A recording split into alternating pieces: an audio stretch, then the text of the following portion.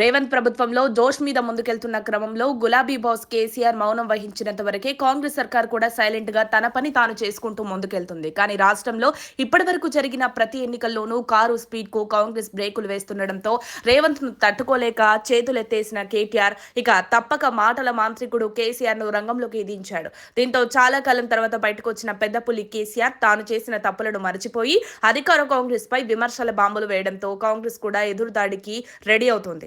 తాజాగా తెలంగాణ రాజకీయాల్లో మరో భారీ ప్రకంపన మొదలైంది. గత కొంతకాలంగా ఫామ్ హౌస్ కే పరిమితమైన బీఆర్ఎస్ అధినేత కేసీఆర్ ఆదివారం తెలంగాణ భవన్ లో చేసిన పాలమూరు రంగారెడ్డి వ్యాఖ్యలు రాష్ట్ర రాజకీయాలను వేడెక్కించాయి.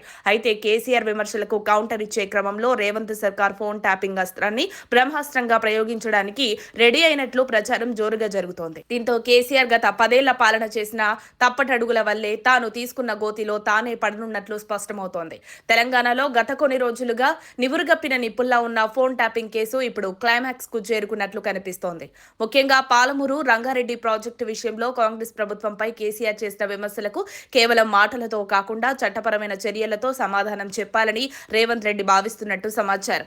ఈ కేసులో అత్యంత ముఖ్యమైన అంశం ఏంటంటే ఎస్ఐబి మాజీ చీఫ్ ప్రభాకర్ రావు ఇచ్చిన సమాచారం.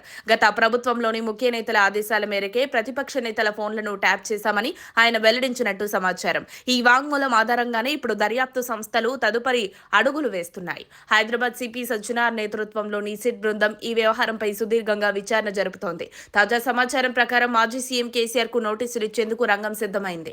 కేసీఆర్ తో పాటు గత ప్రభుత్వంలో కీలక శాఖలు నిర్వహించిన 2 మాజీ మంత్రులకు కూడా నోటీసులు అందించనున్నట్లు సమాచారం.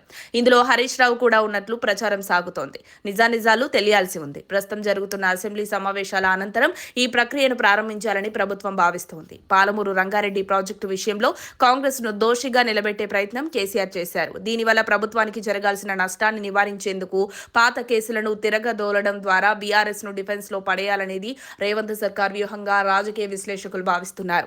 ఒకవేళ నిజంగానే కేసీఆర్ కు నోటీసులు అందితే అది రాష్ట్ర రాజకీయ చరిత్రలో ఒక కీలకమైన మలుపు కానుంది. అటు బీఆర్ఎస్ శ్రేణులు కూడా దీన్ని రాజకీయ కక్ష సాధింపుగా వివరణిస్తూ ప్రతిఘటించేందుకు సిద్ధమవుతున్నాయి. రాబోయే రోజుల్లో ఫోన్ ట్యాపింగ్ కేసు తెలంగాణ రాజకీయాల్లో ఎలాంటి తుఫాను సృష్టించిందో వేచి చూడాలి. ఏదేమైనా సైలెంట్ గా ఉన్న కేసీఆర్ ని మళ్లీ రాజకీయాల్లోకి లాగి స్వయంగా కేటీఆర్ రేవంత్ దగ్గర ఇరికించాడన్న వార్తలు షికారు చేస్తున్నాయి. మరిన్ని అప్డేట్స్ కోసం మా కాయ్ టీవీని సబ్స్క్రైబ్ చేసుకోండి. మా వీడియో కనుక మీకు నచ్చినట్లయితే లైక్ చేయండి, షేర్ చేయండి. మీ విలువైన అభిప్రాయాలను కామెంట్ బాక్స్లో తెలియజేయండి.